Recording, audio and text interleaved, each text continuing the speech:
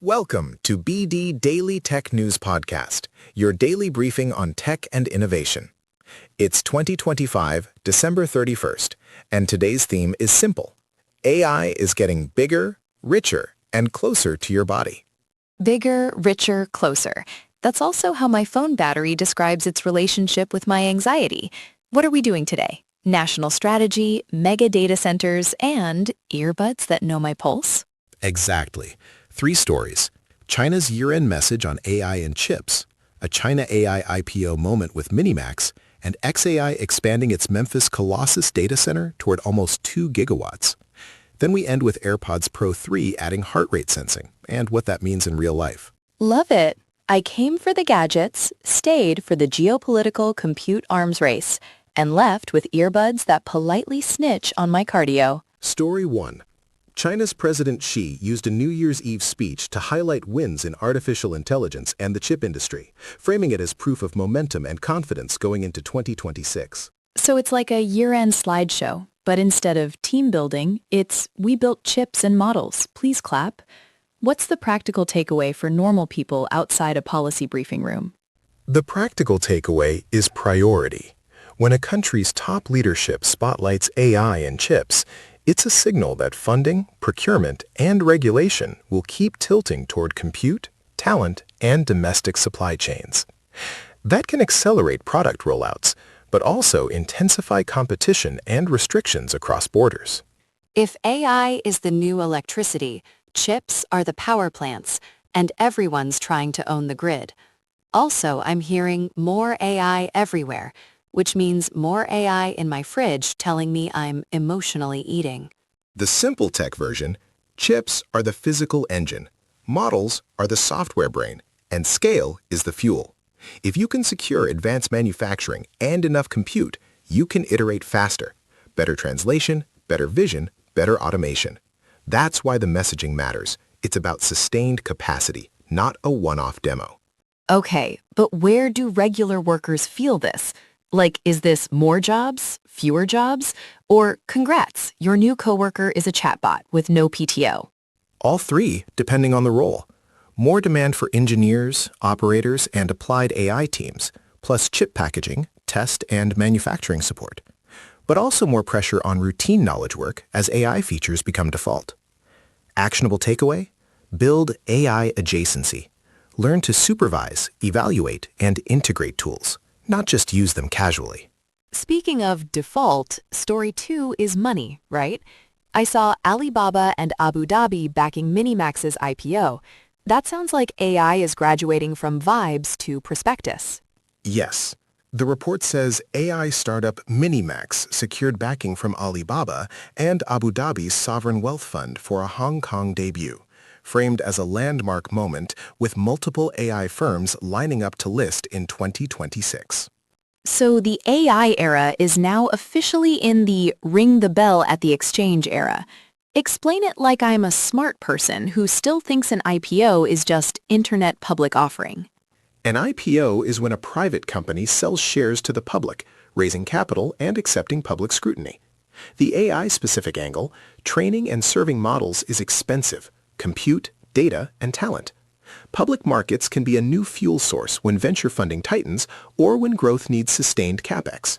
So it's basically like the AI startup has been ordering GPUs like they're on a loyalty program, and now they're like, "Dear public, would you like to sponsor my electricity bill?" That's not wrong.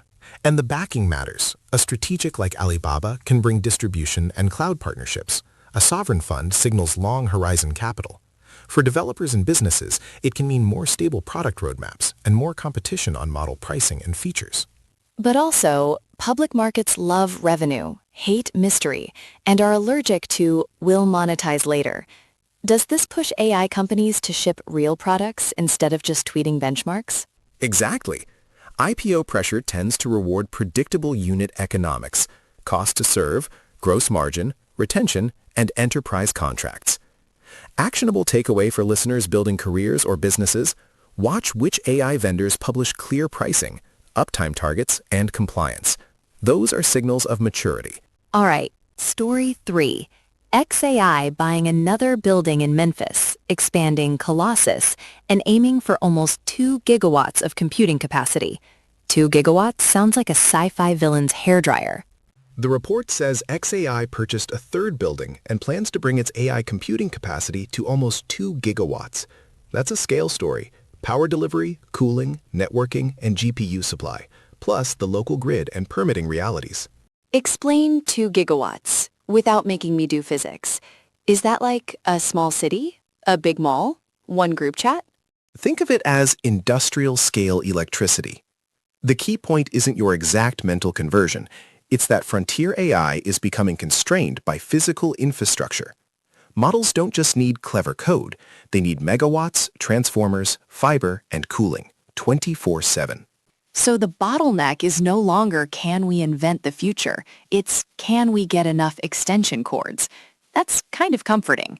The laws of thermodynamics are the only regulator everyone respects.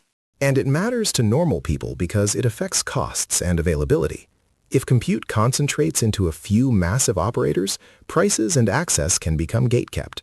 On the flip side, investment at this scale can drive improvements in data center efficiency, grid upgrades, and new demand for skilled trades and operations roles. Actionable question.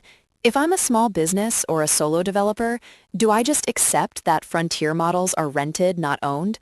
Because I can't exactly build a 2-gigawatt shed in my backyard. Renting is the default, but you can be strategic. Use smaller, specialized models where possible, cache results, and measure ROI per workflow. Also, design your stack so you can switch providers. Avoid being trapped by one model's proprietary features, unless it truly pays for itself. Now bring it home. AirPods Pro 3 have heart rate sensing. My earbuds are now basically a tiny nurse living in my ear, judging me quietly while I climb stairs. The report calls it a powerful new health feature, heart rate sensing plus guidance on how to use it. The simple tech version, optical sensors can detect blood flow changes, similar idea to a watch. Then software filters motion noise to estimate heart rate. But in the ear? That feels like the most intimate spreadsheet imaginable. What's the practical how to use it without turning my day into a medical drama? Practical use. Treat it like a convenient sensor, not a diagnosis. Use it for workout zones, recovery trends, or noticing unusual spikes during stress or caffeine. And be mindful of privacy permissions. Health data is sensitive, so check what's stored on device versus synced, and what apps you allow to read it. So great for am I training too hard? Not great for I watched one medical TikTok and now I'm self-prescribing panic.